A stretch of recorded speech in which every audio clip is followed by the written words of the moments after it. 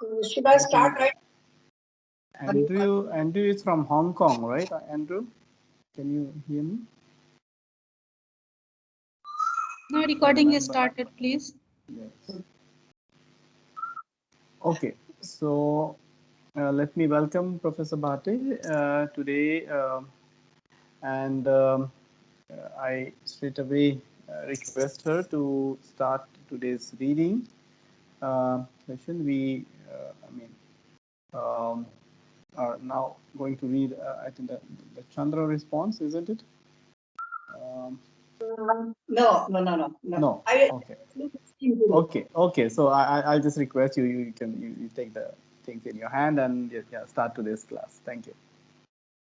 But before I take up this class, since Shanti Priya provoked me, I must tell you something about IST. And okay. you will be perhaps it will be interesting for all of you. And I see there are at least 2 or 3 foreigners in this class. So I must share it with you.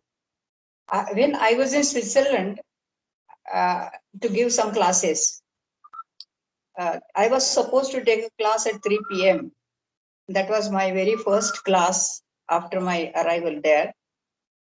And I went to the room as they had described the place and all that, and it was still locked. And it was already 3 o'clock, and I was so shocked and I became so nervous. I didn't know whether I have come to a wrong place, etc., etc. I was just looking here and there. I thought, okay, at least I feel that I am at the correct place. So let me wait for another 15 minutes and find out. So 3:15 they started coming. And then I asked Professor Bronkhorst, because he was the organizer. And I asked him, I am waiting here since 3 o'clock and nobody has turned up. Then he said, no, actually it was his student who said, oh, you don't know, this is a practice in Europe. When we say 3 o'clock, it means 15 minutes past 3. So quarter past 3, we usually begin. So this is not IST, it is, I think, universal ST. So it was also in Europe. I don't know about US, but this experience I didn't have just once in Switzerland, but also at some other places. And I found that they did not start at the dot of the time, even earlier. Anyway.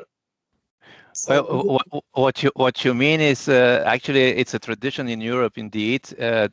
When we say the time, usually the academic time is understood with a quarter of an hour after the full hour, and that's why we usually, this is cum tempore in Latin, so this is with the time, and sine tempore is then without this time. So if we really mean very exactly what we the time at the round hour, we'll see ST, and if we mean it at the quarter 50 minutes past, then we'll say CT, so at 3 o'clock CT, and then it's quite clear. And they have missed it seems to tell you that they mean it with a CT, with a contemporary. That's why you have had this experience.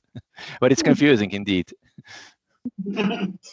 So and I mean it quite positively, of course, with the IST. Yes. So all right. So it's already IST, I think, here also. So hello everybody. Before I take up the topic which we where we stopped last time, I think let me clear some confusions for which I am responsible, which I made during the last lecture. Actually, some of you were supposed to also come forward today and give your own impressions or maybe your observations. That you can do. But let me first clear them on my side, because it is my duty. And I do not like to leave you all in confusions to the extent possible. So last time, I confused this issue of Bahuvrihi vis-a-vis Prathama. And that confusion, of course, arose mainly because of the statements made in the commentaries, and they apparently were self-contradictory, and I was confused, and I had enough time to go into the details. But during the last week, I once again glanced through them, read them carefully, and then I found that perhaps I have overcome this confusion, which I want to clear before you today. So that is about Shesha, the meaning of Shesha in Shesho Bhuvrihi, and that this Shesha is connected somehow with Prathama. So let me read out the passages first and then try to explain where the confusion begins and how it can be cleared. Sheshaha upayukta danyaha, says Kashika. Then kascha Sheshaha bakshati anekam anya padarthe. That is all about Shesha Bhuvri. And then on anekam anya padarthe, Kashika says, Prathamartham ekam varjayitva. Sarveshu vibhaktartheshu bahuvrihi bhavati. So bahuvrihi takes place in all cases except nominative. Prathamartham ekam varjayitva. So bahuvrihi not in prathama. This is the meaning I understood. Exactly opposite to that, Siddhanta Kaumudi says, Ditiya Shrita Ityadina Yasyatrikasya Vishishya Samasaha Na Uktaha Saha Sheshaha. And then he says, Prathamantam Ityarthaha. So in the earlier passage, Prathamartham Varjayitva, and here he says, Prathamantam Sheshaha. Further, Balmanorama on this passage says, Visheshana Samasasya Vastutah Prathama Vibhaktau Pravruttau Api Prathama Vibhaktim Vishishya Ucharya Vidhana Bhavat Sheshaha Prathama Vibhakti Ityarthaha. So although Visheshanam Visheshyana Bahulam is a rule where we have a very clear reference to Prathama Samasa, because both of them they are in Prathama Neelam Kamalam. Even then we cannot take it as a Prathama Samasa because that is not directly stated. Prathama Vibhaktim Vishishya Ucharya Vidhana Bhavat.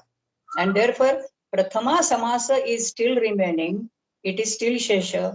And therefore, Sheshaha Prathama Vibhaktihi Ityarthaha. So this is how it comments on Prathamantam in Siddhanta Kaumudi. Then Nyasa, commenting on Kashika, Prathamartham ekam varjayitva. This statement from Kashika, Nyasa says, Prathamarthe tu no bhavati anabhidhana. And Nyasa doesn't explain it any further. Padamanjari also doesn't explain. So, what we understand from all these texts is some contradiction, apparent contradiction. Maybe some of you have already sorted it out, but even then, let me explain it to you. So, here Bahuvrihi is somehow related to Prathama. Now, we have to find out what exactly is this position of Bahuvrihi vis-a-vis Prathama, or you can say Prathamartha vis-a-vis Bahuvrihi. So, there are two possibilities of connecting Bahuvrihi with Prathama. One of them is the constituents are used in Prathama. And the other one is the Samasartha is in Prathama. Now, when we look at the Vigraha which is presented in Kashika, such as, Praptam Udakam Yena Saha Prapta Udakaha, Udruta Odanaha Yasyaha Sa Udruta Udanas Ali, Chitra Gavaha Yasya Sa, etc. So, in all these statements, the about constituent analysis, both the padas they are in Prathama. So, we cannot say that Prathamantam ekam varjayitva refers to the constituent analysis.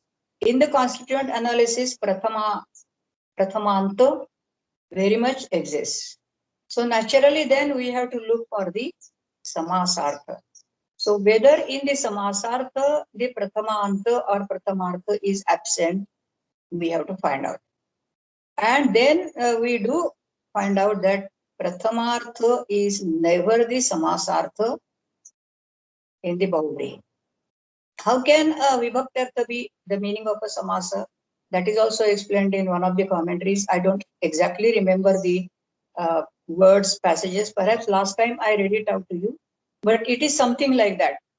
Prakriti pratyayyoho pratyayarthasya pradhanyat vibhaktyarthasya samase pradhanyam.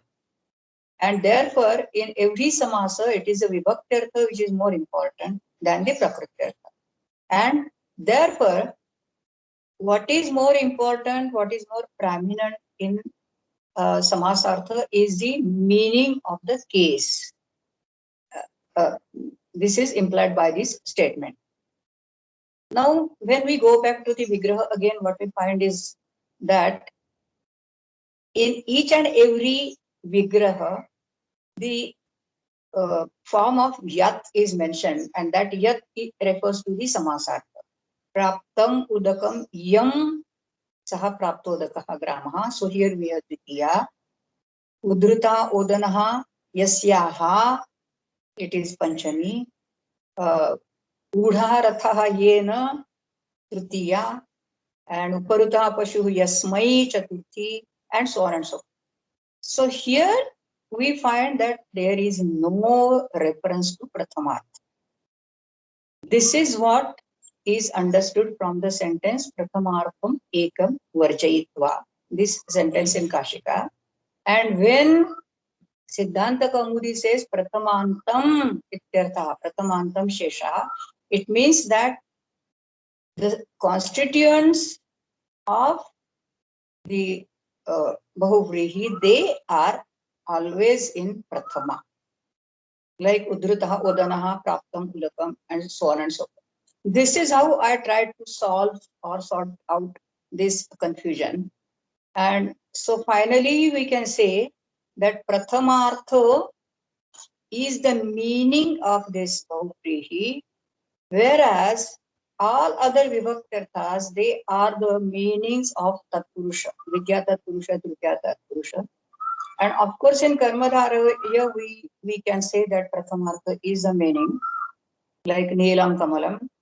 And there also we say that Neelam Kamalam is all right, it's a Karmadharaya. But why Neelam Kamalam Yat is not a Tatpurusha is because there is no Anya Padartha. That was the answer which I gave last time. But we also add to this by saying that in Neelam Utpalam Yat, again Yat, which is a Samasartha, is Prathamartha, is Prathama. So since Prathamartha cannot be the meaning of a Bahuvrihi compound, we cannot have Neelam Utpalam Yat as the constituent analysis of a Bahuvrihi, and we cannot have this compound Neelam Utpalam.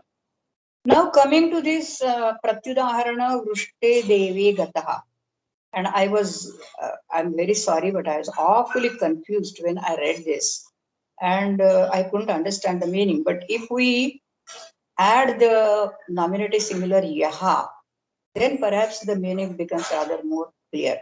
So Vrushte Devi Yaha, and then we add anything, Gachati, Gataha, Udeti, Swapiti, Shete, anything. Vrushte Deve Yaha Swapiti, Vrushte Deve Yaha Phalam Khadati, whatever, any action you can add. But Vrushte Deve Yaha Asti, in that case, you cannot have a Bahuvrihi compound. Because again here the Samasartha is in Prathama.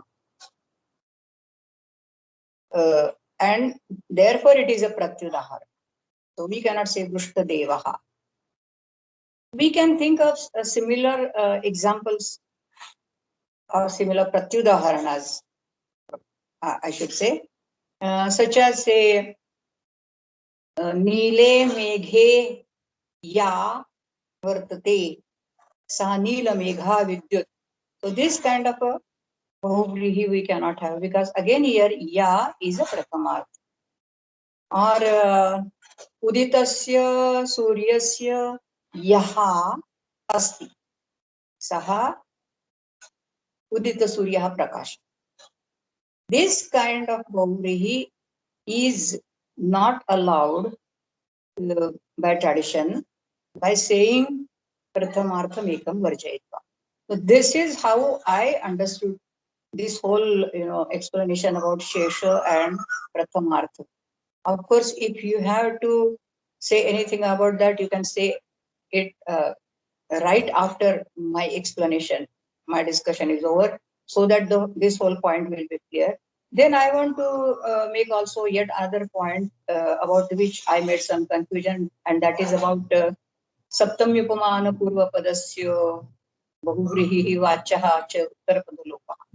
And there again I committed a mistake, I must admit, and that is actually this Saptamyupamana Purva Pada refers to two kinds of samasas, two types of samasas. One of them is Saptami Purva Pada Samasa and Upamana Purva Pada Samasa. But that I did not realize when I was talking to you about this Vartika. And the clear-cut examples of these two types, they are given in Kashika. For Saptamyanta, they say Kanthe, Sitaha Kalaha, Yasya Saha Kanthe Kalaha. And Upamana Purvapada Bhuvrihi, they give the example as Ushtrasya Mukhamiva, Mukham Yasya Saha, Ushtramuka. So this is about this Vartika. Further, I remember on the rule Ding Namani Antarale also, I quoted one passage from Padamanjari. And Padamanjari says that Anya Padarthatvadeva Siddhe Idam Vachanam, because Antarala is Anya Padartha there. Dakshinasya Purvasyasya Dishor Madhye Yad Antaralam Sa Dakshina Purva. So Antarala being the Anya Padartha, this samasa can be explained by the rule Anekamanya Padarthe. Then why is this rule specifically stated by Panini? In justification, Padamanjari says that Anya Padarthatvat Purvenaiva Siddhe Vachanamidam Matvarthepi Yatha Syat Prathamarthepi Yatha Syat Vyadhikaranyapi Yatha Syat. So there are three factors which are additional in this samasa, Dik samasa. That is Matvartha, Dakshina Purva Yasya Sa, because Dakshina Purva is a dik which can claim to be having both. Yasya Dakshina api vartate, Purva api vartate. So this kind of Matvartha is understood from this compound. Perhaps this is my understanding. No? He says Matvarthe Piyatha Dakshina Purva Yasya Sa. Or as Siddhanta Kaumudi explains gives another example. Ya Dakshina Sa Purva Yasya Unmugdayaha Sa Dakshina Purva. So here also some kind of Matvartha is implied. And then Matvarthe Piyatha Prathamarthe Piyatha. So here Dakshina Purva Cha Ya. Because the subdirection is both actually. It shares some part of it with Dakshina and some part of it with Purva. So therefore, Dakshina Purva Chaya also could be the Vigraha, and in that case it is Prathamartha Bahuvrihi. And obviously the Vigraha which is given in Kashika Dakshina Syascha Purvasyascha Yad Antaralam, it is a Vyadikaranya, Vyadikarane Bahuvrihi. So all these three additional factors are found in case of Dik Samasa, and therefore the special mention of this in a separate rule. So these are the 3 points which I wanted to make clear. I'm sorry for whatever confusion I caused to all of you last time. But apart from this, even then still you find some confusion, maybe you can point it out to me. I'll think over it, and maybe next time I'll try to clear it. But yes, I'm inviting comments from you. If you want to make any comments right away, you are welcome. Maybe at the end of the class. But anyway, I take a pause for a few minutes. If you have anything to say, otherwise, let me explain to you also the scheme today. I'll finish Bahuvrihi today from Kashika. Then we all move to Chandra. In Chandra, we finish Bahuvrihi. And then again go back to Kashika to read Dvandva, and then we continue till the end of this pada. Because I found that in the rule dealing with Dvandva in Chandra, the later rules, they are also taken into consideration. The later rules, I mean, in the Kashika. So all these rules, they have some connection with the sutra and its commentary in the Chandra. Therefore, I propose to finish Kashika Bahuvrihi, Chandra Bahuvrihi, then Kashika, Dvandva, and further till the end of the pada, and after that taking a Dvandva in Chandra. So, if any comment, otherwise I'll proceed. Mahesh, Shantipriya, and yes, anyone else who is present today. So the number appears to be 5 perhaps today, 5 or 6. Good. I don't know whether I told you this story about Dr. Ghadge, the eminent linguist from Pune. He was invited to deliver Wilson philological lectures in Mumbai University. And he went to the lecture room and he found nobody was there. And then the registrar told him, sir, I'm sorry, nobody's there. Shall we wait for some time so that some people will come?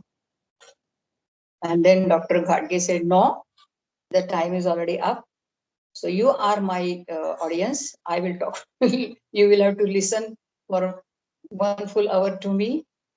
And this is how it went on. So about the audience, at least we people in Pune are not at all worried. Even if there is one person who is listening, it's enough for us.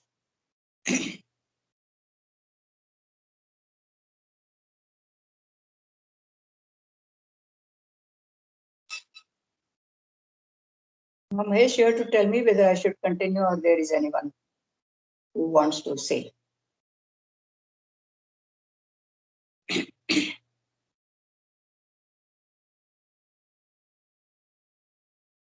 Madam, sir now is connected. Actually, there was some problem. So suddenly he disconnected. Now he connected. Yeah. Hello. Yes, sir. Yes, please. Yeah. Yes, sorry, there was some technical problem at my end. Yes, so sorry. Actually, I missed the last thing. Probably, I was there till the explanation of this Saptami Upapada and Upamana, but then afterwards the following section I missed.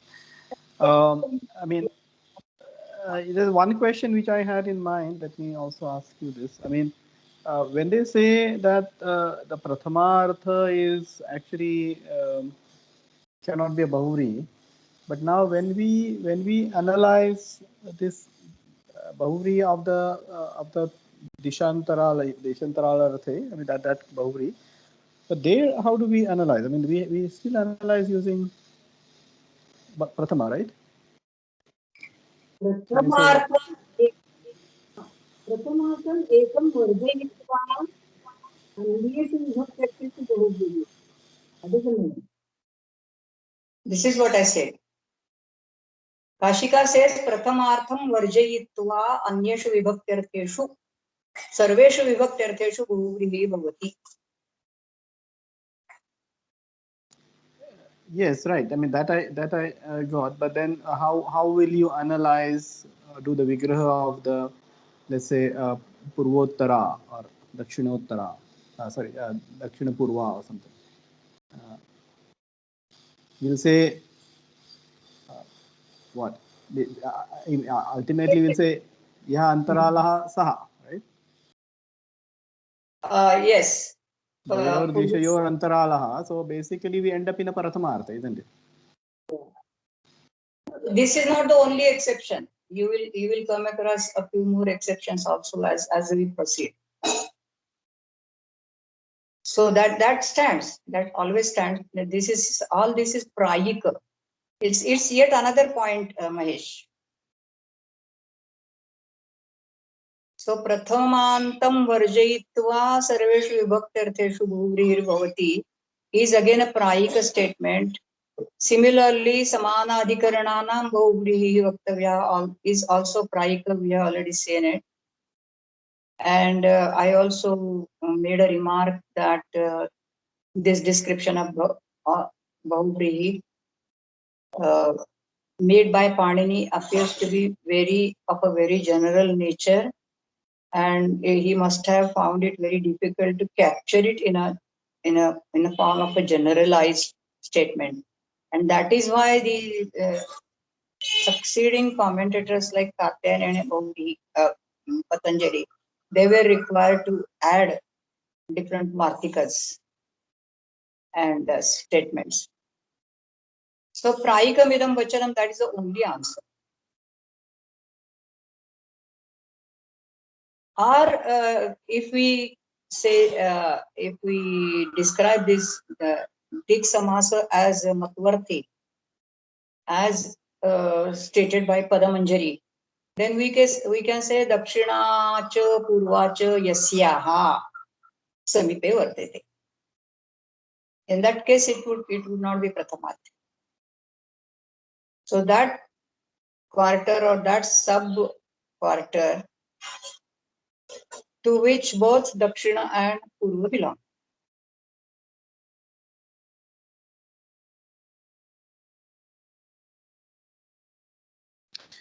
I think so. More than Prathama, I mean, rather the criteria as we have it. I mean, the criteria should be just that it should be an Anya Padartha. It should be a Padartha different than the Padartha of the conveyed by the members of the compound, right?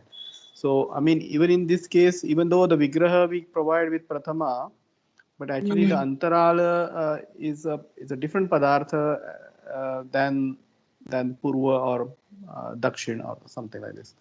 So, I mean, probably we can just say like this, and then it will solve the problem instead of saying Prathama.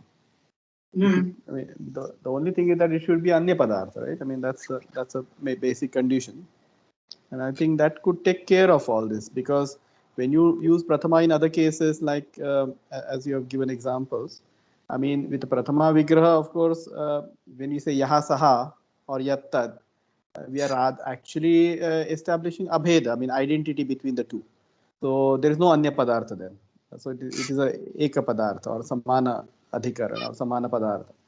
So I think, but when we kind of analyze this particular compound of the Dishantarala, I mean, when we say Dishayor Antaralaha, so Dishayor is a Shashti, and then Antaralaha is nominative, but even though it's nominative, it is a different Padartha than the Padartha conveyed by the Samasa Padas.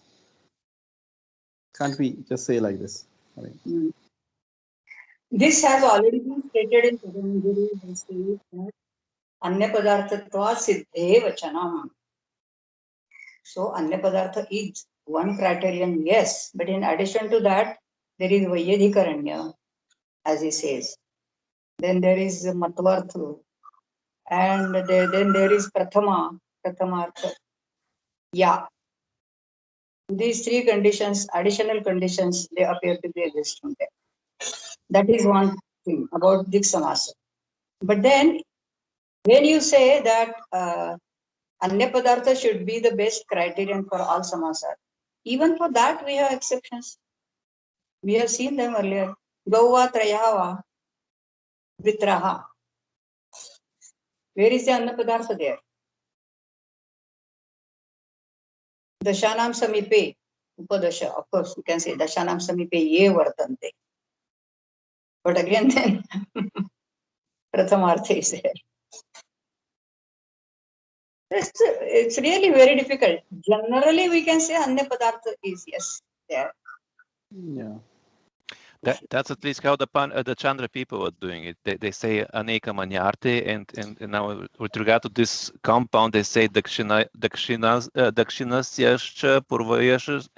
Purvasyascha Disho Yat Antaralam.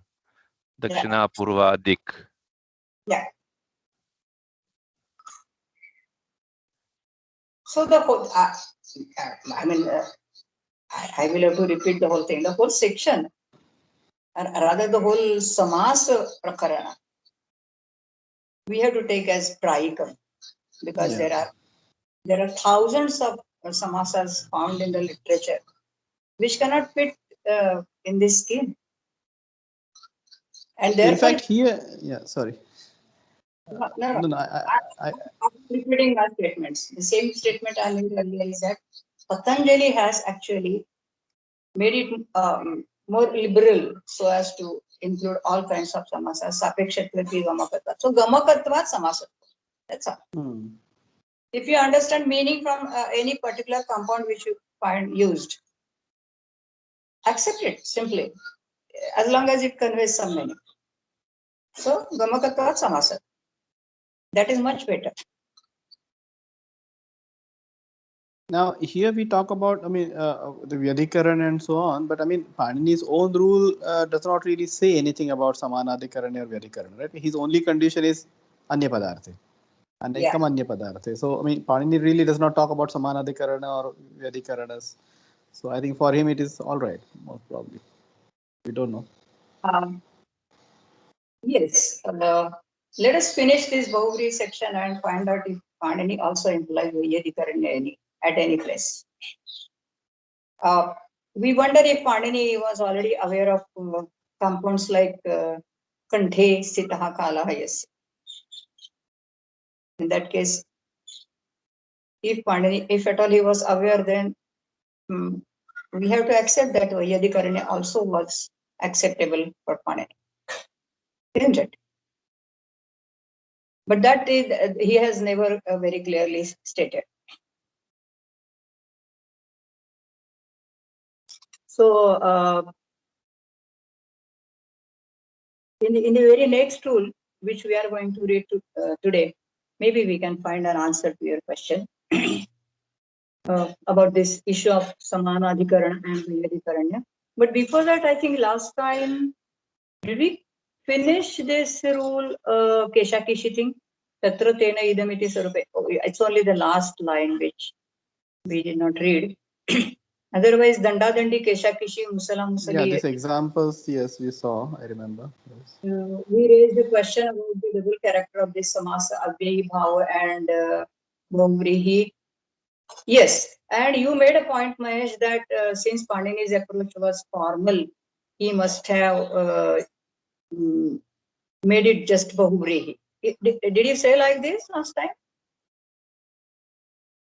And he didn't talk about. Yes, because I was saying that, I mean, I thought that the reference in the Tishtagwadini list is probably inferior because we don't know whether, but I mean, here when Panini clearly makes a rule and talks about this, I think we should give more weightage to Bahuvrihi, and we should rather treat it as Bahuvrihi rather than Avebhava. I mean, we don't know, I mean, how this came into the Tishtagwadi list.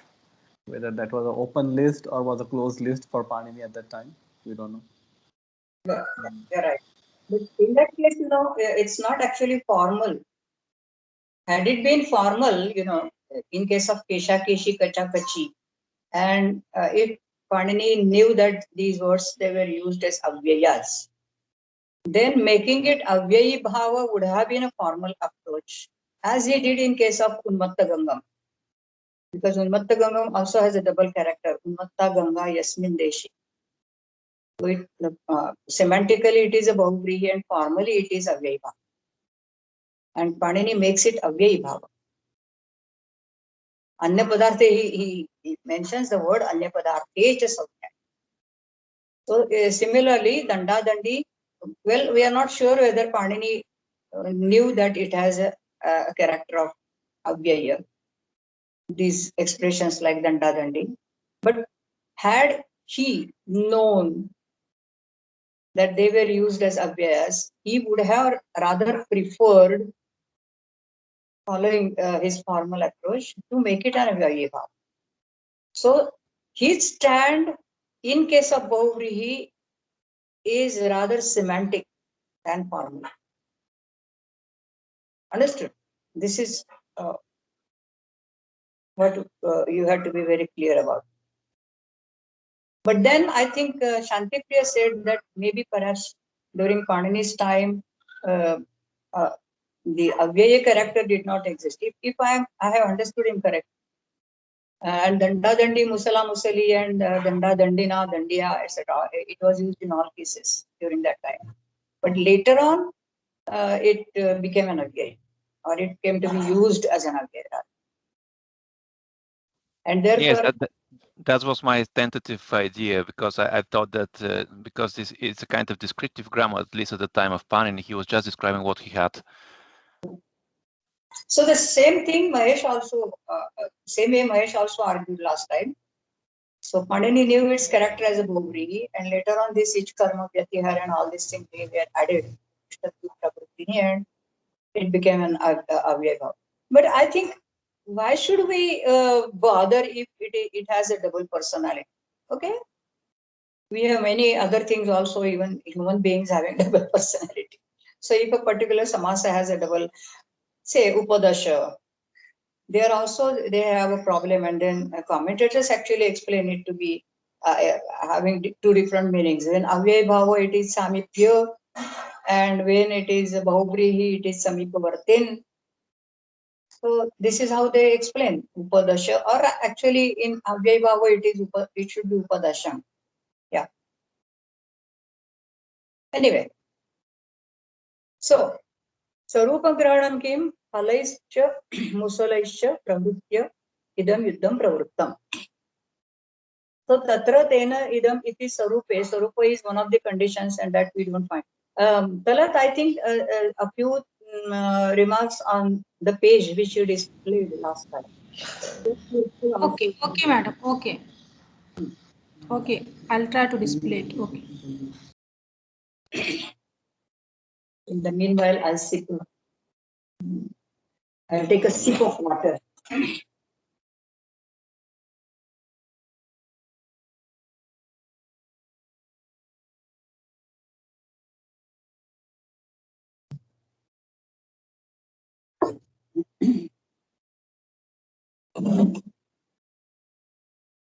Anyway, we proceed further. Now the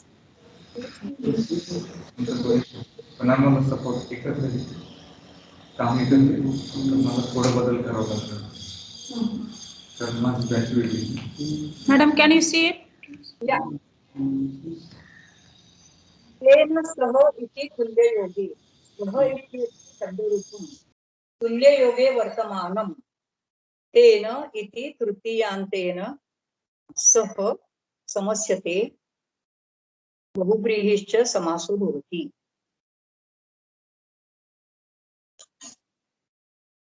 सह पुत्रेण आगतः सपुत्रः सच्छात्रः सकर्मकरः.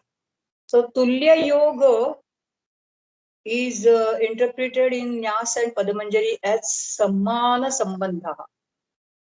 So the word Saha denotes equal relation of both the Sambandhis, both of them being mentioned as constituents. They have the same relation with the Kriya. This is what is to be understood from the word Tulya Yoga. And then we have this compound Saputraha from Saha Putrena Agataha. Saha Putrena Saputraha. Agataha is meant for explaining further the meaning of the compound. So here Tritiya Putrena is accounted for by the rule Sahayukte Apradhane. So it is Upapada Vibhakti actually. When the word Saha is used, the word which is construed with that is used in Tritiya. Sahayukte Apradhane also is very important here, because Apradhanya being subordinate, not subordination, has a different meaning, is also implied here. And I think on the paper I have given you the derivation process of arriving at the form Saputra from Sahaputra. By the rule Vopasarjanasya Sa Sa replaces Saha, and so we have Saputraha. Nyas explains here, Saputraha, there is no Devadatta mentioned here, but Nyas mentions Devadatta as the qualificant or qualified. Saputraha Devadattaha Agataha. So Nyasa says Devadattasya putrasya cha agamanena tulya sambandhaha sahashabdena dhyutyate.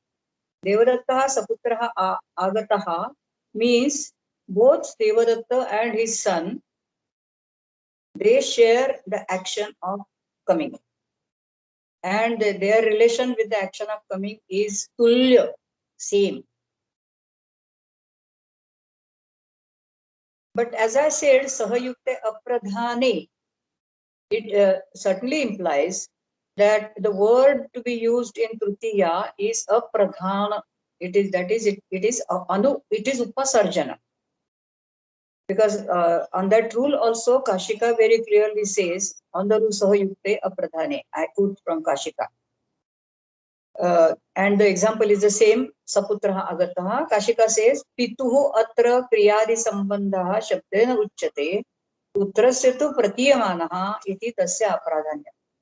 So both Pita and Putra, they come, but Pita is connected with the action prominently, whereas the relation of Putra with the action is understood, or it is of a subordinate character, apradhanyam. So they are not on the same, what should I say, same level. Sahaputrena agataha. And can we say, Mahesh, that this is an example of vyadhikarana? Sahaputrena. Yes, I mean this is this is a Vyadhikarana, and now again when we analyze the compound, this is also basically a Prathamartha, because when you say Agataha Yaha Saha. So again, and another point is, I mean now we usually learn that in Bahuvrihi, I mean both the members of the compound are Gauna, right? Are subordinate. If that is the case, why is there a need to say apradhan? I mean, we really don't know. I mean, whether all these things were really in the mind of Panini or not when he composed the sutras. I mean, this is how we learn later on that in the case of Bahuri, both the members are upasarjanas, are subordinate, and now here when we say putrena saha agataha, of course. Someone who came is other than the putra, and therefore we can say, okay, there is anya padartha, even though there is a prathamartha, there is still anya padartha. And yes, I mean this is a vyadhikarana, so I think Panini probably really did not have this kind of distinction, samanadhikarana or vyadhikarana, in his mind when he composed the rules. And how to explain also this upasarjana matter, because in Bahuri anyway, I mean all the words has to be upasarjanas. Or do we have to kind of come up with some different definition of upasarjana in this particular case? I mean, should we really make a distinction between maybe in general all words are upasarjanas, but within that this word is I don't know whether it's a more upasarjana, more I don't know how to understand this properly. Here we have to accept only one definition of upasarjana, and that is Nirvishna. And therefore, Saha is Purvanipata. Forget about other upasarjana. As you said, I mean, but Panini may or may not have thought about this. These questions of Vyadhikaranya and whatever questions you read. But Padamanjari, commentators, they are always aware of this. It's their business actually, to pierce through the rule and to first of all try to find out the faults and then try to cover them up. So the same questions actually they arose in the mind of the author of the Padamanjari. And now I read how he explains all these things. He says, Nanu atra pita pradhanam anya padartha abhideya. So he says, anya padartha pita is already the meaning of the whole compound. Saputraha kaha pita, saputrena. So that is the pradhana meaning. So Anya padartha ityeva siddham. This is what he implies. And then he says satyam. Yes, as you say, anya padarthatvat, it's okay. But then how to explain Vyadhikarana? Vyadhikarana yoho prathamarthepi syat. These are the 2 points which you also raised, Mahesh. He also raises the same 2 points, and he says it is for this purpose that the rule is stated. So there are some samasas, some cases of Bhuvri, where Prathamartha is the meaning of the Bhuvri, and Vaiyadikaranya very much exists among the constituents. So this is very much the example of Vaiyadikaranya and Prathamartha, as explained by Padamanjay.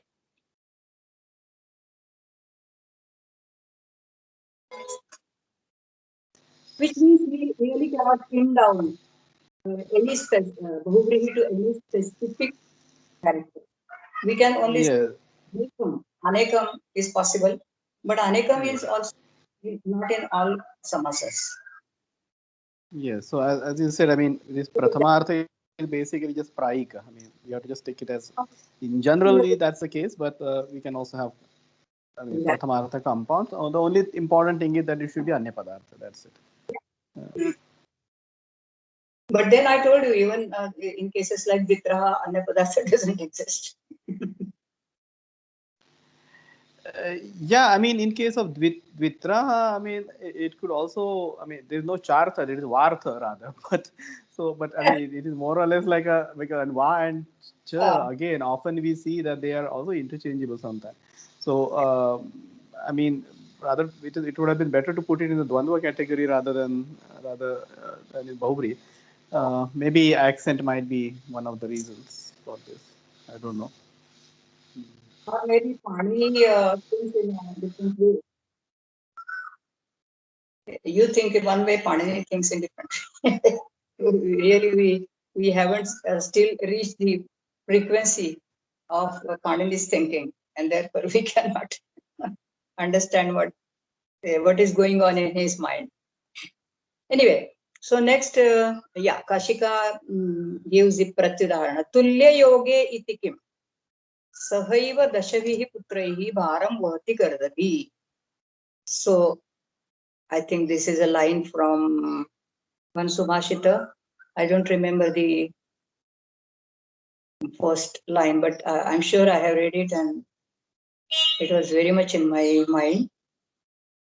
But this simply means that Gardabhi, the female donkey, carries the burden, Bharam Vahati, in spite of having 10 putra offsprings. So it actually suggests 2 things.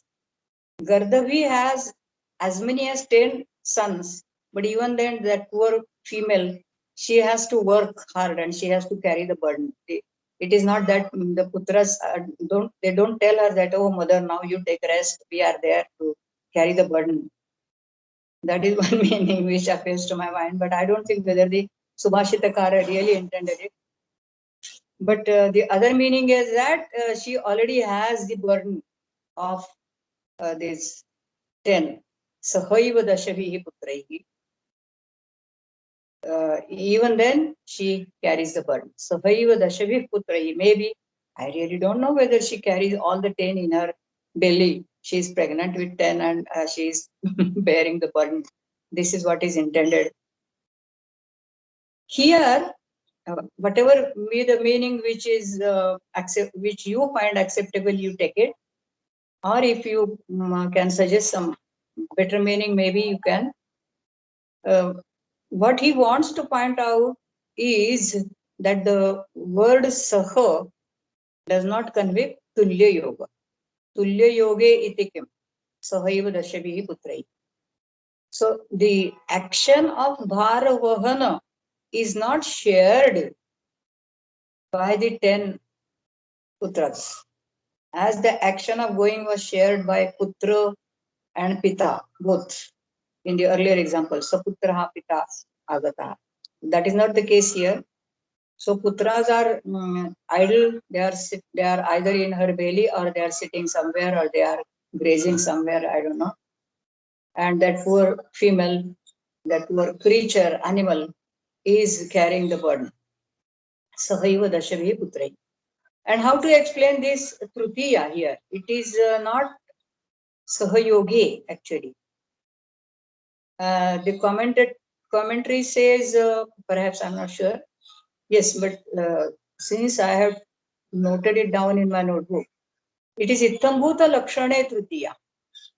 2-3-21. Ittambhuta Lakshane. That also is one of the conditions when Trutiya is added.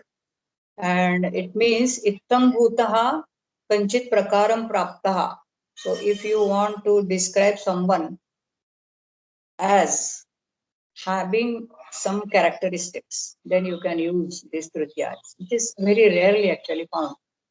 But I think the very famous example of Ittambhuta Lakshane given from Kalidasa is Lata Pratanodgratitaissa Pushpaihi Adhijya Dhanva Vichachara Davam. This is from Raghu Vamsha. And this is the description of Raghu or Ajasa, I don't know, in the forest. So Lata Pratanodgratitaihi Pushpaihi Ittambhuta Saha. So he is described as having flowers. Lata Pratanodgratitaissa Pushpai.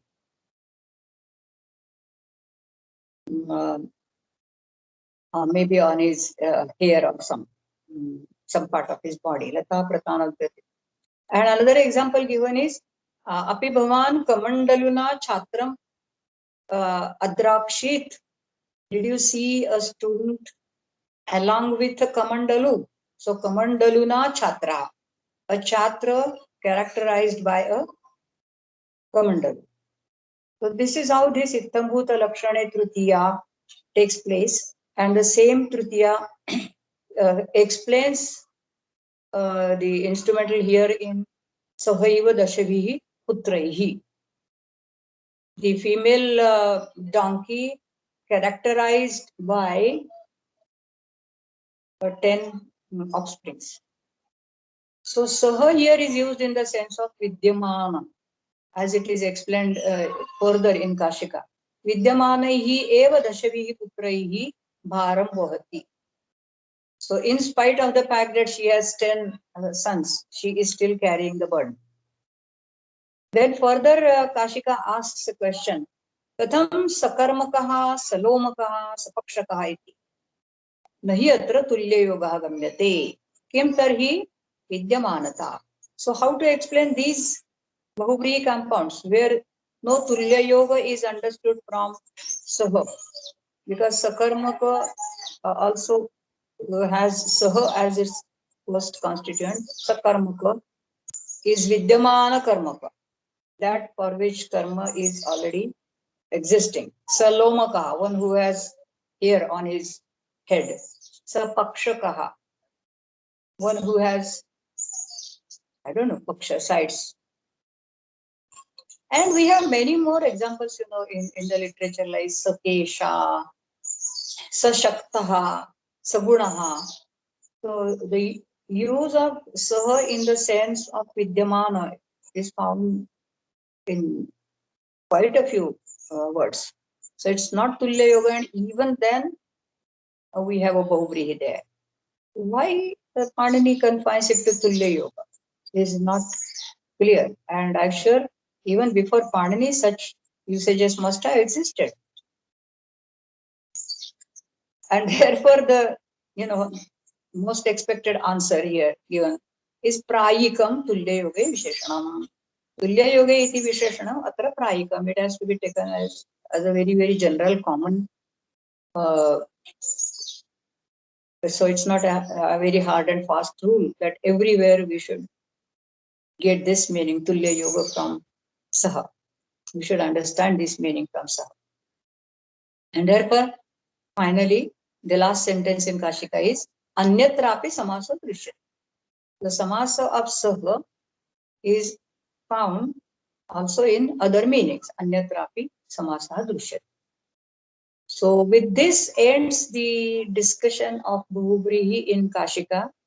Now, before we start reading Charthe Dvandvaha and further, I think we should first read the corresponding portion from Chandra, that is about Bahuvrihi.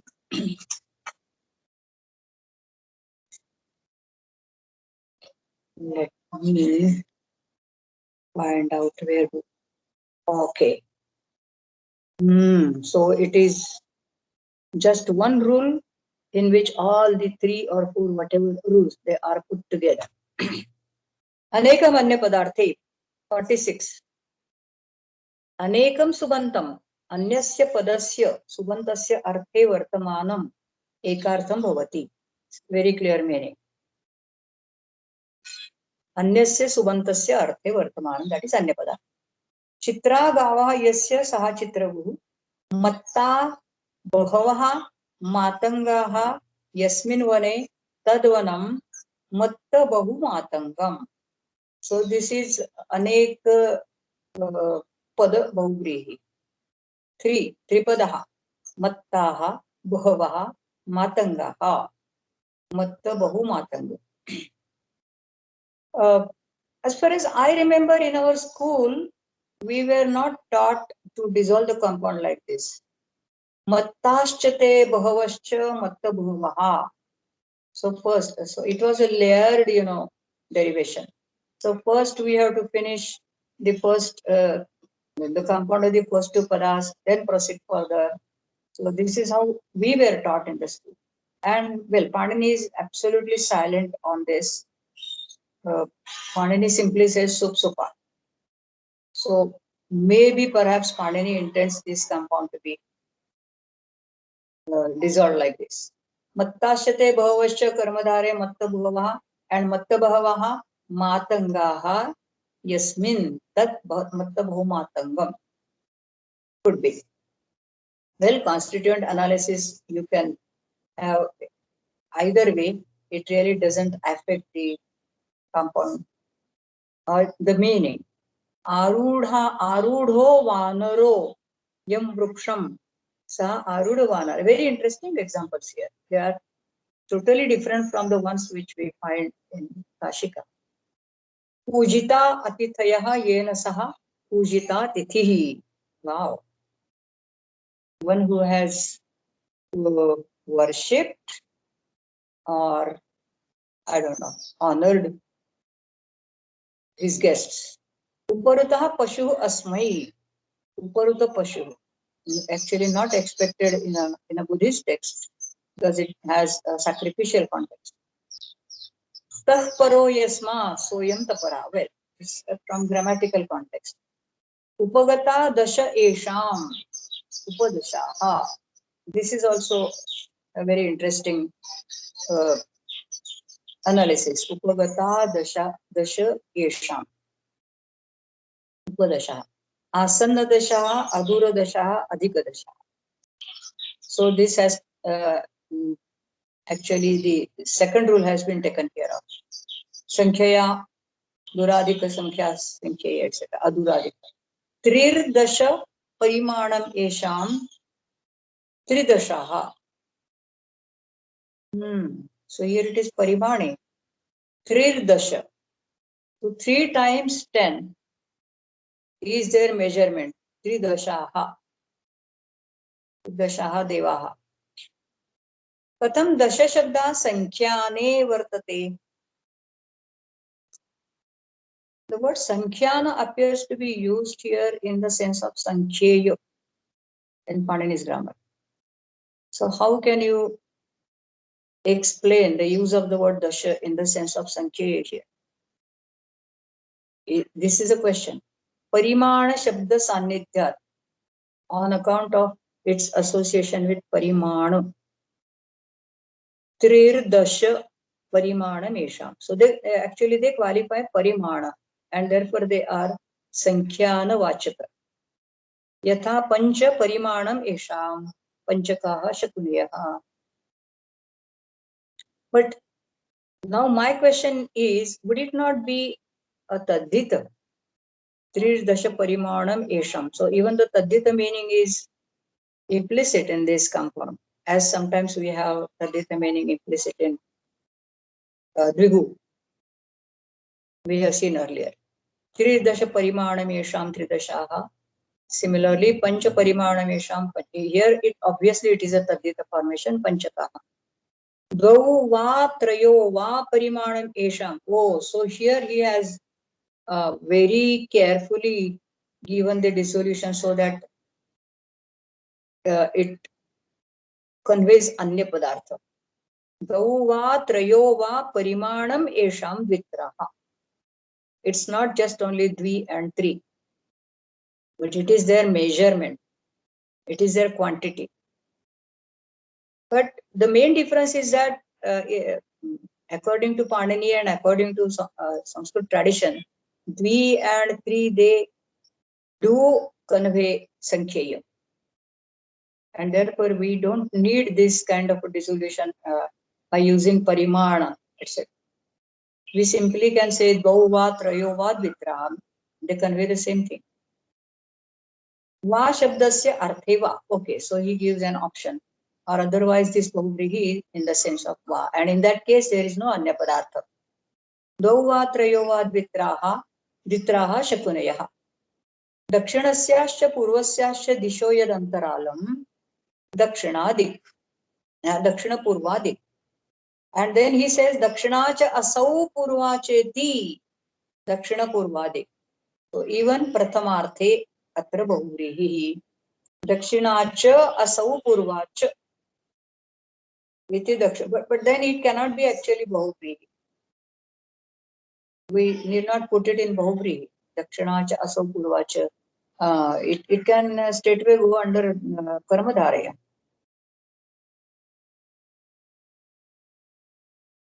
Saha putrena agataha saputraha agataha. Adau suktaha paschat anuliptas. Adau snataha paschat anuliptaha. This is something like that. Dakshinacha asa snatascha anuliptascha. So dakshinacha purva asau purvacha. It could be karmadharaya, I think.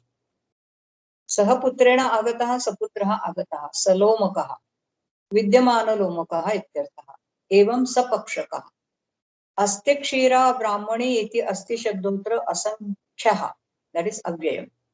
Kvachit gatarthatvat padantaranam aprayogaha. So sometimes some words are not used in the compound because their meaning is otherwise understood. Gatarthatvat.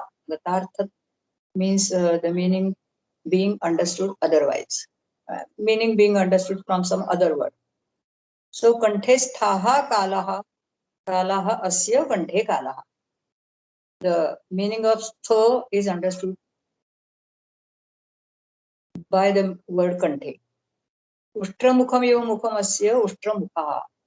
Kesha sanghatah chuda asya kesha chudah. Suvarna vikarah alankaraha asya suvarna alankarah. Prapatitam parnam asya prapatita parnah. Pragatam parnam asya praparnah. This is an additional example. Avidyamanaha putraha asya avidyamana putraha. Na santi putraha asya aputraha. Why two separate vigrahas also I don't understand. Perhaps she doesn't want to accept Uttarapada Lopa here. No, but he himself makes this Uttarapada Lopa in Praparanaha. So he gives two different vigrahas for the same word Praparana. But in the earlier case, he says Prapatita Parana. And in the latter, he gives explanation as Pragatam Paranam as. Maybe Shantipriya can find if there is any further explanation for this. But before that, I finish this commentary, which is now remaining. It's very short, 1 or 2 lines. Avidyamanaha putraha asya avidyamana putraha nasanti putraha asya aputraha. Kvachit na bhavati panchabhir bhuktam asya bhratuh putraha asya asti iti bahuladhikarat. So it's a kind of a more general, description in this commentary. Panini tries to be slightly more precise, and this precision is missing in this. And when he says kvachit na bhavati, but he doesn't provide any logic. Panchabir Bhuktamasi, whereas the logic is given in Pani. This is the difference. So, do you have any further explanation or any comments on this, Shanti Priya, in your this Panjika? Well, the Panchaka is quite long. If you like, I can try to read, for example, the mata on dish. The examples which we have: Dakshinasyaschcha Purvasyascha Disho Yet Anantaralam. I have the passage here in front of me. Ratna says, for example, there.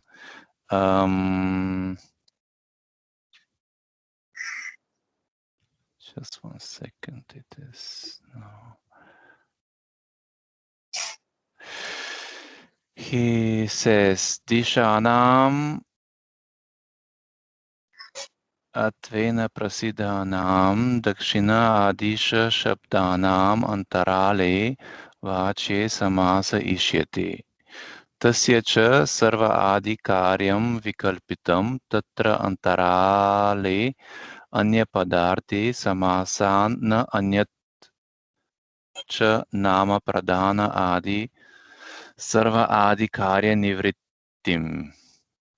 Avayava dharmena avayava dharmeno ubaya रूपकस्य अंतरालस्य दक्षिण आदि व्यपदेशतो विशेषण समासात् सर्व आदिकार्य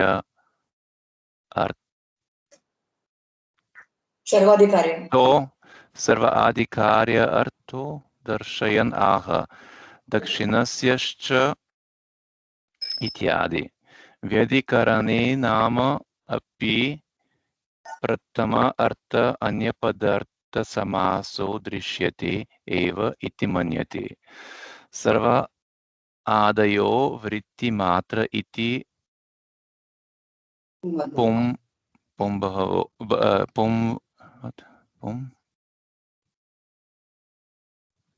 पुंवत् भावः समासात् च अज आद्यत इति tap, and so on. This is on that matter, what Ratna says. If you like, I can find something else on a particular kind of formation. Of course, everything is now in one very long passage here in the Panjika. No, I think it's enough for the present purpose. Yeah. Actually, it's for your study rather than because.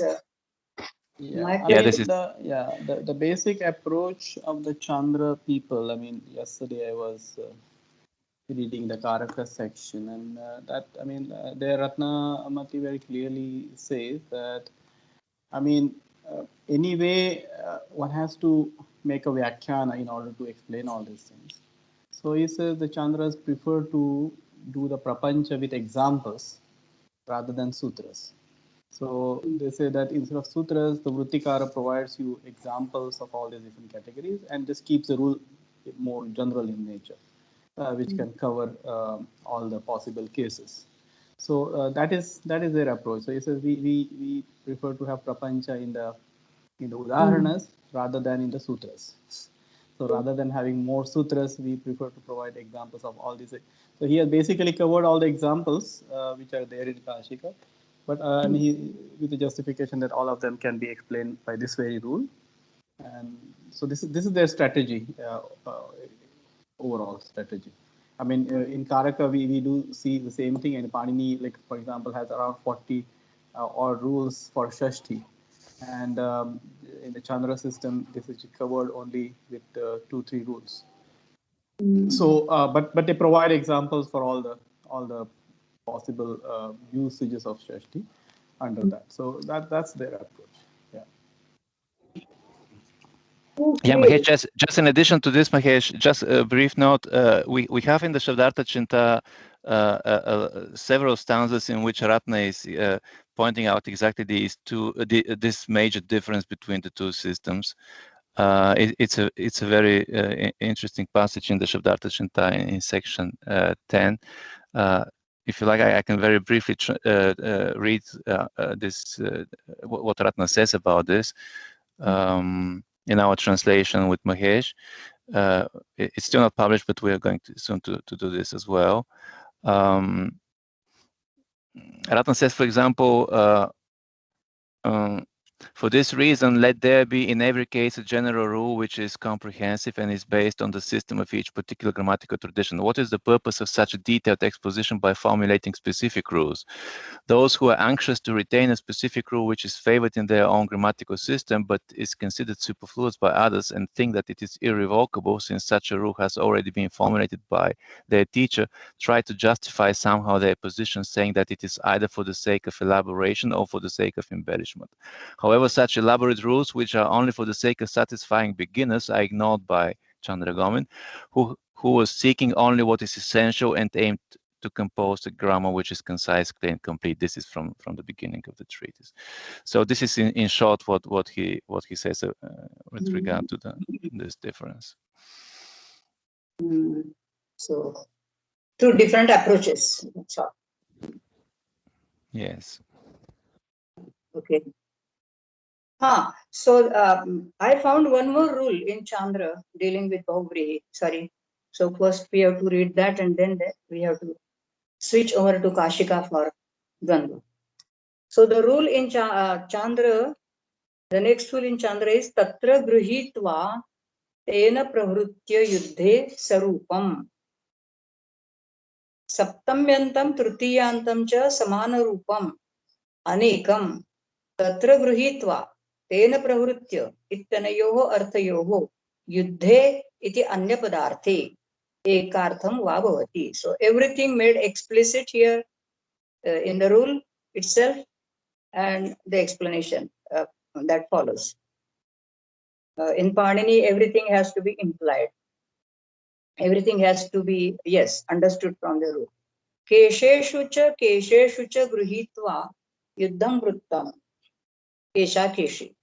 Dandaischa pravrutya yuddham vruttam. Danda dandi.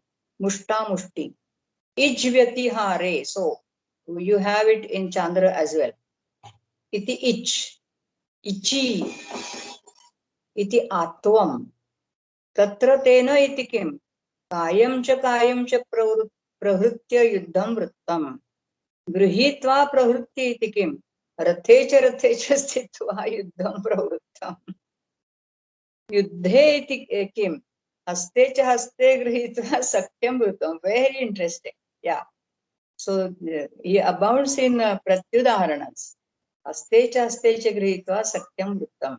Sarupam iti kim. Dandaischa musalaischa pravritya yuddham vrittam. Now, when I read this, it's just a incidental remark I want to make because this is not a class for examination purpose. Now, when I go through all these pratyudaharanas, I have already taken a note of this in one of my papers about the grammar, the commentator's approach. So these pratyudaharanas, they are meant actually to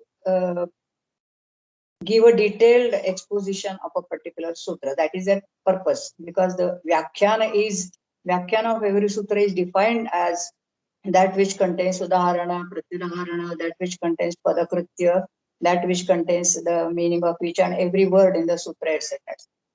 So therefore, Pratyudaharana is a must for every commentator who is giving a Vyakhyana, who is presenting a Vyakhyana.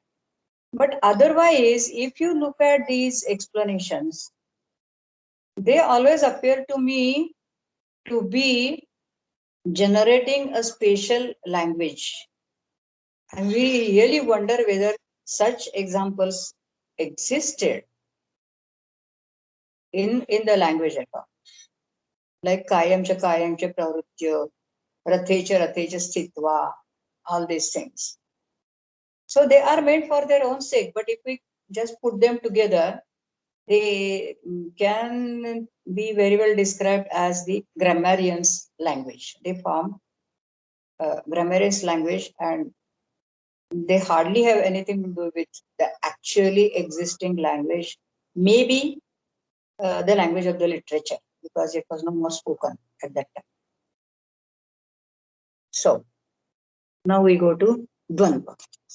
Yeah, I mean, just a minute. Dragomir, I mean, is there any discussion of this question about why, I mean, how the same type of compound can be explained as a Bahuvri and as Avyabhava? Is there any explanation in the Panchika there? Could you find something? Or maybe you can try and search and then. In the meanwhile, I have to search for this because it's a very long passage, as you can Yeah, imagine. yeah. So in the meanwhile, you can proceed, but I mean, you yeah. can keep an eye because that's really a question for me. I don't understand why it is like this. Yeah. Okay, so it would be good if you could find it later. Sure, I'll let you know. Yeah. Okay, we can proceed then. So in particular, Keshakishi. Kashika 29. Charthe Dvandvaha. Anekam iti vartate. The word aneka is continued in this rule. Charthe Dvandvaha. Anekam subantam. Charthe vartamanam samasyate. Many subantas conveying the meaning of cha are compounded, and that samasa is Dvandva Saudnyasya samasa hote. That samasa is called Dvandva. No, actually, cha is the meaning of the samasa, I think. Charthe Dvandva means Dvandva which conveys the meaning of cha, because in Dvandva cha is absent, whereas in the constituent analysis it is present. Ramascha Lakshmanascha Rama Lakshmanav. This meaning of cha, well, he explains the meanings of cha in the very next sentence that we will read later on. But the meaning of cha is hidden in the meaning of the compound. We understand that meaning from the compound actually, samasa. It is not anekam subantam charthe vartaman. Charthe dvandvaha. This is, well, my feeling. Let us see how Padamanjari explains this. Yada paraspara nirapeksha padarthaha ekasmin pratisambandhini. Oh, no, nothing. Samuchchiyan. Kah punarayam charthaha namo ityaha. So they don't say anything about this particular sentence. Samuchchaya anvachaya itaretara yoga samaharaha charthaha. So there are four meanings of cha. Samuchchaya, anvachaya, itaretara yoga, and samahara. Tatra samuchchaya anvachayayoho asamarthyat nasti samasa.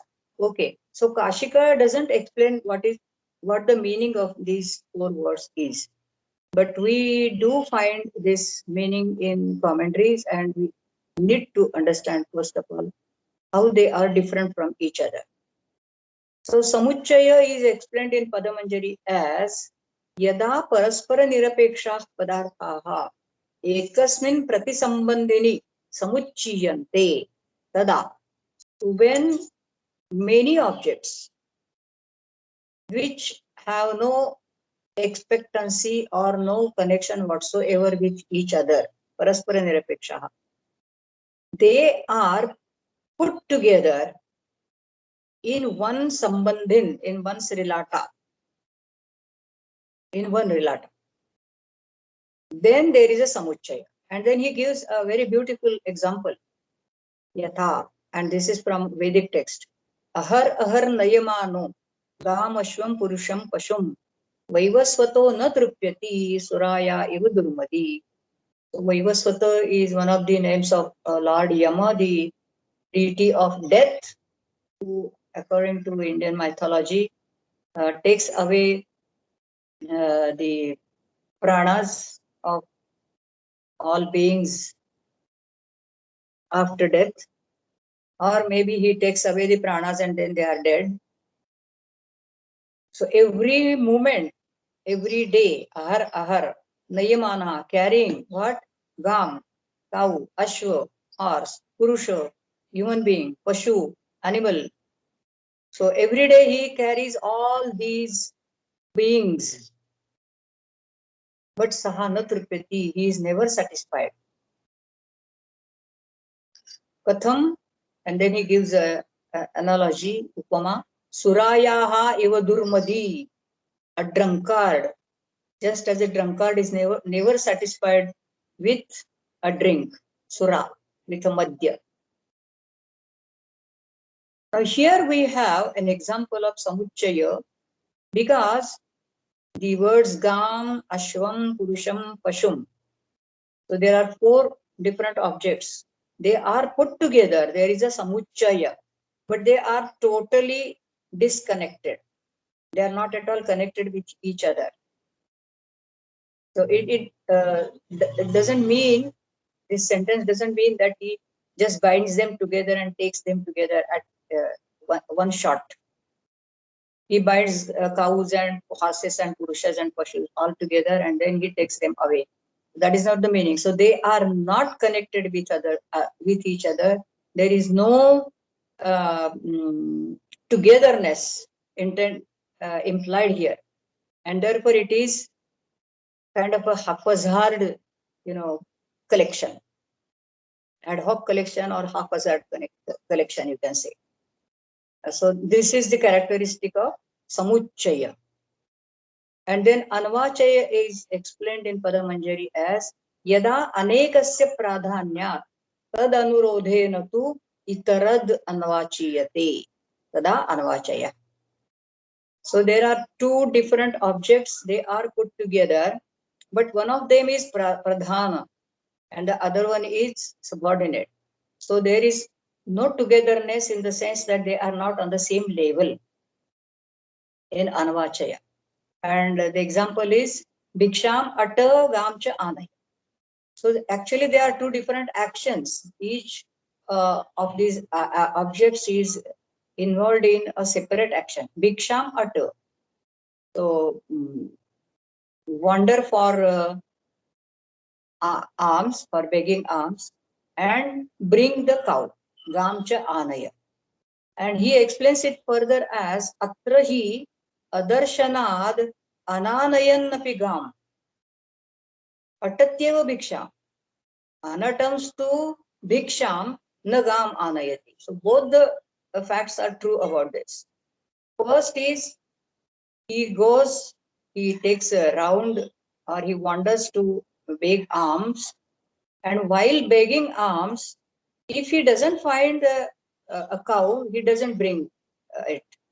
Adarshana. If he doesn't see the cow, he doesn't. Ananayan napi. So gamsha anaya is not realized, but even then bhiksham atta is realized. So gam anaya, this particular action is optional, it is subordinate, and therefore he says anatams to bhiksham nagam anayati. But he doesn't separately go out and bring the cow. He brings the cow only if he goes to beg alms and only if he finds. Attannapi na anvishya gam anayati. So even while wandering, if he doesn't find, na anayati. And he doesn't go specifically for the search of the cow. He says, na anvishya gam anayati. So all these possibilities are here. So only bhiksham atta is a pradhana kriya. Gam anaya is subordinate to the extent that it may or it may not take place. It depends on the sweet will of the person. If he finds the cow, then he brings it. If he doesn't find, he doesn't bring it, and if he doesn't even take the trouble to find.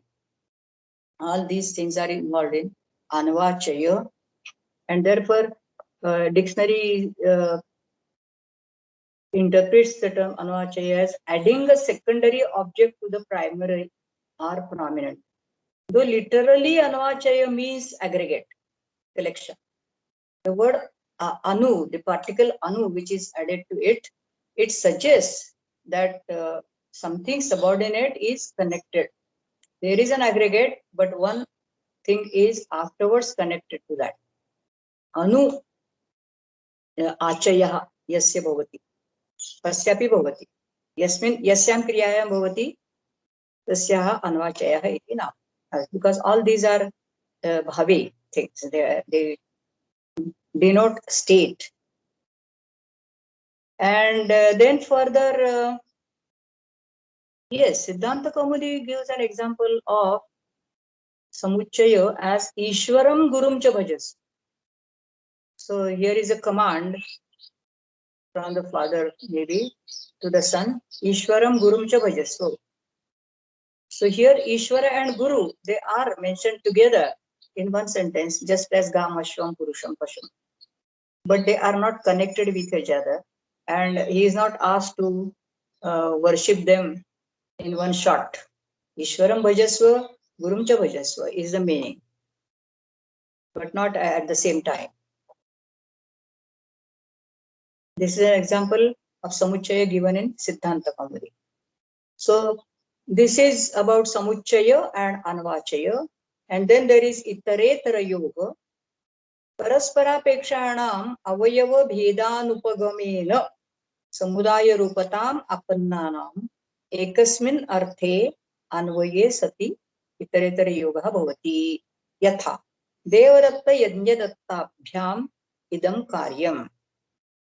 So the first condition for itaretara yoga is parasparapeksha.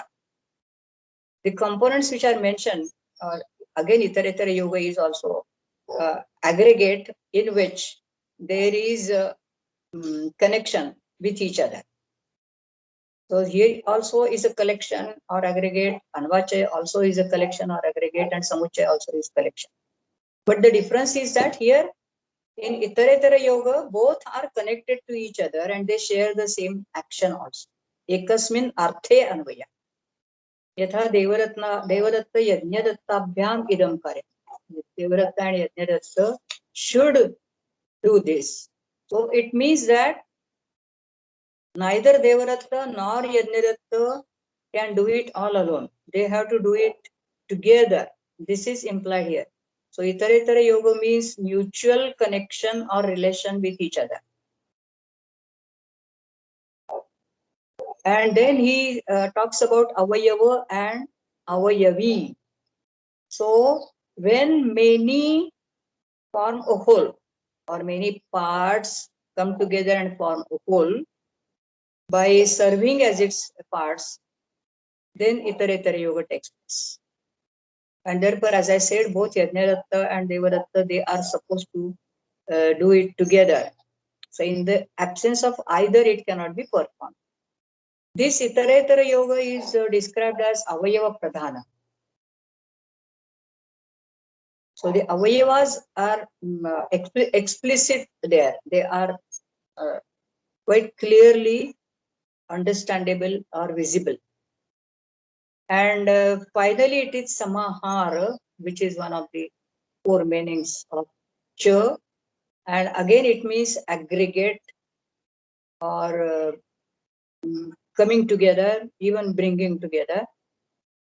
And Nyasa defines it as Paraspara Pekshanam Eva Tirohitavayava Bhedaha Samhati Pradhanaha Samahara. I have actually selected these definitions from different commentaries because I found that one commentary is not does not give all these explanations or definitions in a very satisfactory manner. So rather than Padamanjari, I found Nyasa makes it more clear by saying Paraspara Pekshanam Eva Tirohita Yava Vayavabhedaha Samhati Pradhanaha Samaharaha.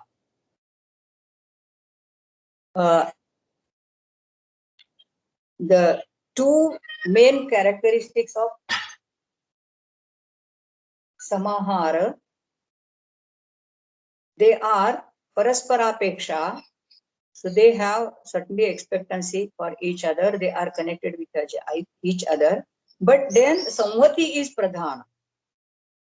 Samhati, togetherness, collection is Pradhana, not the Avayavas. The whole is more prominent.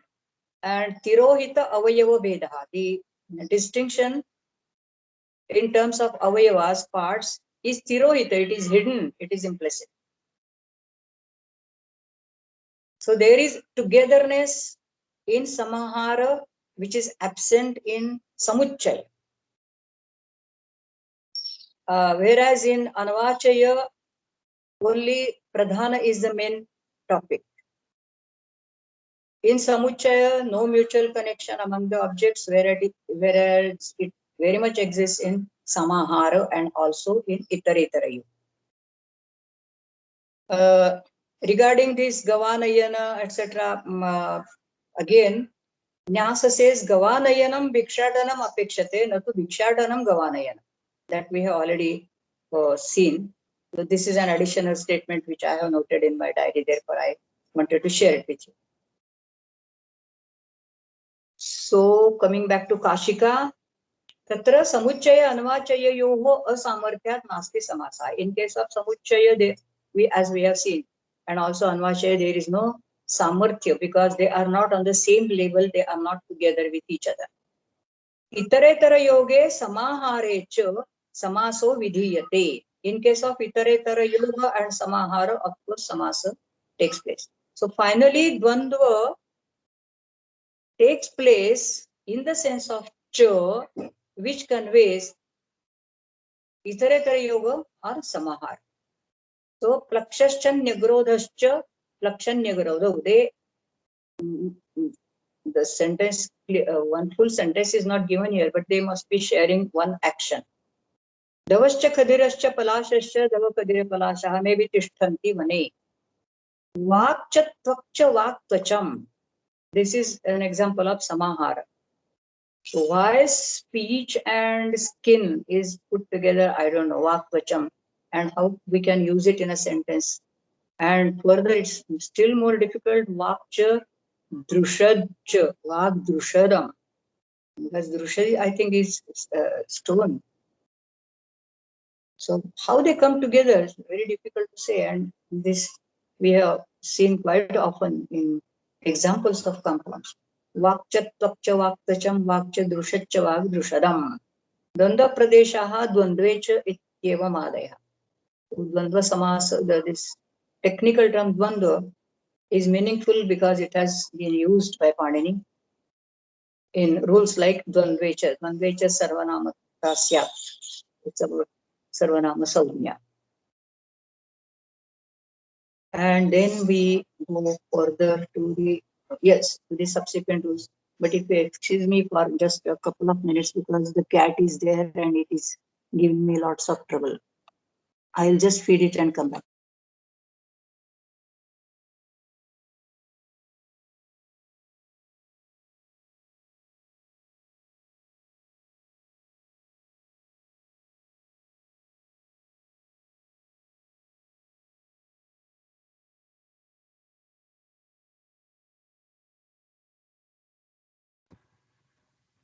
So Mahesh, we have now a break. Udarasya karana.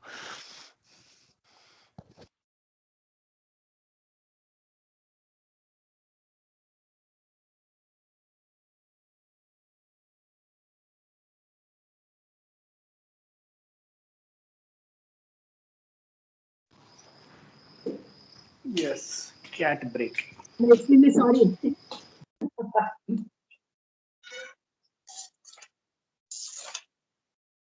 So the next rule 30 is upasarjanam purvam. Samasya iti vartate. Can I just ask a question? I mean, though we make this distinction of samuchaya, itaretara yoga, and I mean the main condition, of course, is paraspara yoga. But often we see that, I mean, as you always shown these two examples, vaktvacham and so on, we really don't see any paraspara sambandh. I mean, of course, we can of course leave it to vivaksha. But I mean, otherwise, you see in the Panini's own rules, like the very first rule of avyaya bhava, we don't really see a paraspara yoga. I mean, these are just meaning conditions put together, but we can still have a compound. Isn't it? So how strictly this distinction is observed, I really have doubts. Yeah, I agree with you. I also doubt. So sarvamidam prayikam. Because I was just thinking, Gam Ashvam Purusham Pashum Nayamanaha. Suppose if we make a compound, what will happen? Gosha Purusha Pashun Nayamanaha. Exactly. Exactly. Yes. I mean, I think they are connected in the same way. I mean, with one action, Nayati. Yeah. And yeah, so I mean, I don't again know whether this was really there in the mind of Panini or not. Very difficult. Unless you are able to read Panini's mind, you will not get the final answer. But you know, the other example is more, I think, relevant. Ishwaram Gurum Cha Bhajasva. So father tells his son, pay your respects to God as well as your Guru. So this is a kind of an upadesha given to his son. So certainly it means that it is not meant to be performed simultaneously. So whenever you meet your Guru, pay your respects to him, and don't forget to salute God. This is what is understood. So here it is Samuchaya, and perhaps suppose if we make Ishvara Guru Bhajasva, yes, we can make a comparison. The Samuchayepi Dandvaha Sambhavati, we can say like that. But Anvachaya is perhaps difficult because they are both of them, they are connected with different actions, isn't it? Yeah. I mean, we don't really see any example. But yeah, in other cases, I really have this question in mind. No, but even in case of Anvachaya, let me tell you, Mahesh, that there are Yathasankhya Alankaras. Like, you know, Mrugamina Sajjananam, Trunalava Santosha Vihita Vrittinam, Luddhaka Dhivara Pishunaha, Nishkarana Vairino Jagat.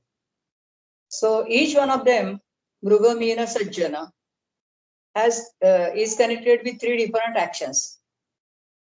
Trunajala Lava Vihita Vrittinam, Trunajala Santosha Vihita Vrittinam. And there are, I mean, this may not be perhaps a very satisfactory illustration, but there are many other Subhashitas where this Yatha Sankhya connection is shown between, like Panini himself, you know, Shanam Yuvanam Magavanam. So such examples are there. Shvayuva Magonam Atadite, he says. Yes. Yes.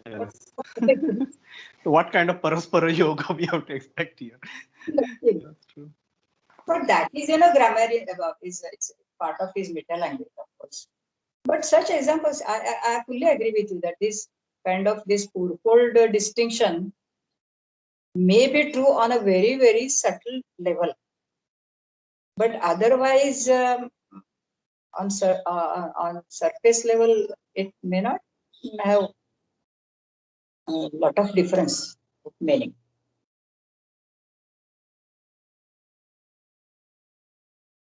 We can say that generally we do not find samasa in the sense of samuchaya and anvachaya.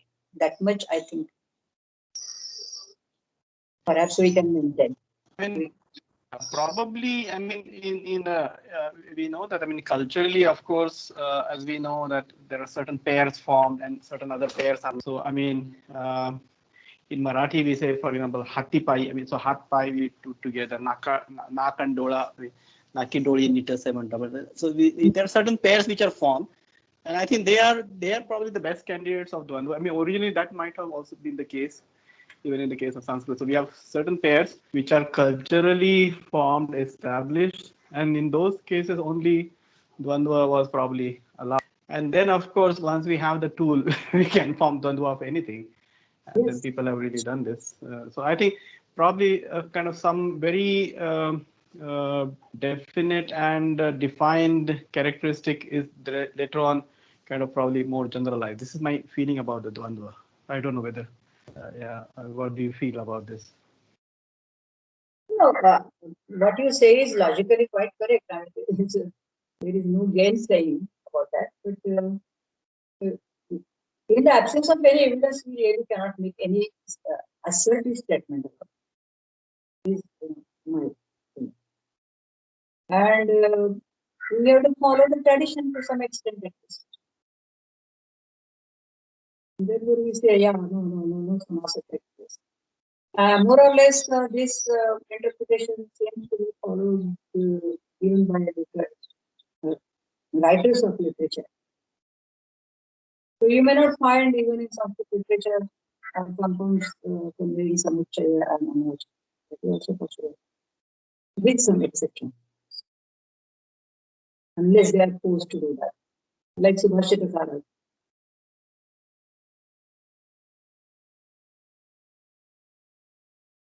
Okay. Yes, yes. Okay, yeah, we can proceed. Okay. So the next tool, from the next tool onwards, some general things about compounds are stated. So the context of Dvandva and Bahubri, all these earlier contexts, they are over. And now he is talking about the position of constituents, etc. Upasarjanam purvam samase iti vartate. And this is not very difficult to understand because we have already employed these rules. Upasarjana saunyakam samase purvam prayogyam. And we know the saunya, upasarjana saunya is given to samase prathama nirdishtam upasarjanam. So that which is mentioned in the nominative case in the sutra, that is to be used as the first constituent. Purvam prayogyam. Purvavachanam paraprayoga nivrittam. Obviously, just implicit is made explicit. So purva means that it should never be used as the lateral constituent. Otherwise, aniyamo hi syat. Otherwise, there will be no any restriction, absence of restriction. Dvitiya, pashtashritaha. I don't need to explain this any further. Tritiya, shankula khandaha. Chaturthi, yupadaru. Panchami, vrukabhyam. Shashti, rajapurusha.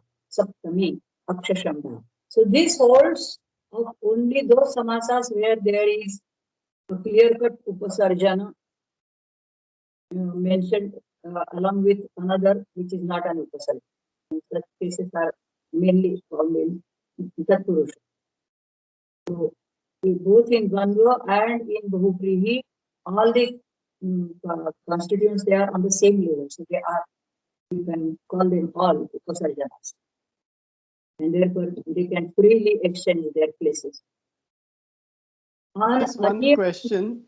Sorry. Yeah. So in this rule, I mean, prathama nirdishtam samasa upasarjanam. The Yeah. samase, I mean, does it refer to the sama actually in a compound or in a samasa shastra? I mean, how the commentators understand this? Samasa Shastra is mentioned in the comment. Prathama nirdishtam samasa upasarjanam samasa shastre prathama nirdishtam upasarjana saudham. That is the comment. So in the rules dealing with Yes. samasa. Okay. Yeah. Okay. Yeah. Now there is a comment on the word aniyamuhisya, Padamanjari. Sometimes, these commentaries, it is interesting to observe their observation. So Padamanjari says, Yadyapi viparita prayogaha lokena drushtaha. So actually, यल लोके वर्तते तस्यैव अनुव्याख्यानं व्याकरणे क्रियते. सिद्धस्य अनुव्याख्यानमिदम्. It is true. Whatever is found in the usage is actually explained in the Shastra. And therefore, there is no possibility that the word which is always found in taking the first place takes the subsequent position. So he says, Yadyapi viparita prayogaha lokena dushta. Loka, vyavahara, usage is always the lakshya or vyakarana. So if the lakshya already exists there, and if there is no paranipata, so it is not necessary actually to say this. But then he said, Purushaparadharto vakyavat sambhavyato. But Purusha can commit a mistake. person who is actually using the language, sometimes he may feel that no, I will not use kashta. I will say Shrita kashta. I'm free to use it the way I like. Shantula khanda, khanda shantula. So Purusha to Vakyavad Sambhavita. Just as in a Vakya, in a sentence, we can use the word anywhere. The order is not fixed in something. So we can use the karta or kartru at the end of the sentence or at the beginning of the sentence. Similarly, we can exchange the order. But that in order to emphasize that the order is fixed in the compound, this rule is given. This is the implication of this comment. So we always should use kashta shritaha and never shrita kashta. Rajadantarishu param. Purvanipate prapte paraprayogartham vachanam. Dantanam raja rajadantaha. So this is a Shashti Samasa and therefore Shashtanta has to be the earlier constituent, has to be the Purva. But here it is other way around. So he says Purvanipate prapte paraprayogartham vachanam. Dantanam raja danta rajaha should have been the compound. Rajadantarishu param upasarjanam prayuktavyam. The upasarjana has to be used as the next constituent. न केवलम उपसर्जनस्य अन्यस्यापि यथालक्षणं विहितस्य पूर्वनिपातस्य अपवादः पूर्वनिपातो विधीयते. So whatever words are listed in the Rajadantadi Guna, they are not the examples only of upasarjana purvanipata, but whenever purvanipata is applicable by any other rule, there is a paranipata because that certain word is mentioned in this term. So he gives examples and then we will find it out. Dantanam Raja Rajadantaha. This is the first example. I wonder what the meaning of this word Rajadantaha is. Is there any Danta which is Raja, which is prominent? I checked the dictionary and dictionary says front tooth. It is the front tooth which is. But that also is, we understand. In English, they say prominent tooth, right? I mean, something like this front tooth. Raghavan? Do they have such an expression for front? I don't know. Tooth? Yeah, front teeth, yes, but I don't know. No, but I mean something like prominent. We have to ask a native speaker. Okay. Why that tooth is called Raja? I don't know. In fact, the prominent tooth hardly participates in the action of chewing. It only cuts. But then chewing, the main thing is the back tooth actually. The ustra. That should be the Rajadanta, in fact. Because old people like myself, when they lose the damstras, it is difficult for them to eat. Chew. Okay. Agre vanam. Vanasya agre. Agre vanam. So agre vanam, this anato has been explained by Pandini by the rule vanam puraga mishraka etc. This is in the 8th chapter. So that actually that rule itself is a jnapaka. Vana, na of vana becomes na when it is preceded by some words. Vanam puraga mishraka etc. So why don't we accept that rule itself as a jnapaka here? There is some explanation Padamanjari. Tanna upasarjanam purvam iti niyama na pravartate ityatavataha api arthasya jnapakatvena tadupapanam. So that jnapaka is used for something else. Iyacha nipatanad alu given atvam api na bhavishyati iti tatra agre grahanam shakya. Akartum. We forget about this commentary because it takes us to something very different. Vanasya agre vanam. And he says nipatanat aluk. So because it is mentioned here, there is aluk. So also for such peculiarities, the Nipatanas are given in this Rajadantadigan. Rajadantaha agrevanam liptavasitam nagana mushitam sikta samrushtam mrushta lunchitam avaklinna pakvam arpitoptam uktagadham. So this is one paricheda. Although the explaining the meaning of each one of them would be a very interesting exercise, I abstain because now I think we have already exceeded our period. I'm not talking about today's time, but it is, Yes. it is Yes. Yeah. our Right. program should be time bound. Yes. Actually, I'm planning to finish next Saturday the whole thing. Next Saturday, yes. I think we can probably finish it next Saturday. Let us say goodbye to each other. This is my vision. So I want to make you, all of you, free of me. No more boring. So No, I think Anyway, I think we can save it for next week. Yes, but I think those who have remained, I mean, this is in a way the proof that they don't really find it boring, and they find it Yes, useful. we should disagree. Yes, decidedly. Yes. Okay, so I think we can stop here for today and continue with this next week. And as Prabhupada said, Fine. next week can we have a last, Okay. the last session.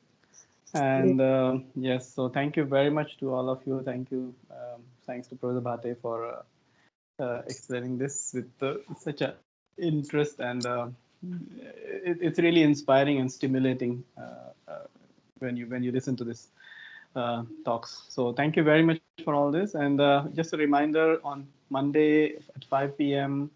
we have a Professor Han Memorial Lecture. So please do join us. I think that the invitations are already circulated among the group. So please take out some time and join us on Monday. So thank you very much. Thanks everybody. Thank you. Bye bye and have a nice weekend. All of you. Yes. Bye. Okay, Bye. bye bye. Thank you. Bye-bye. Bye. Bye bye.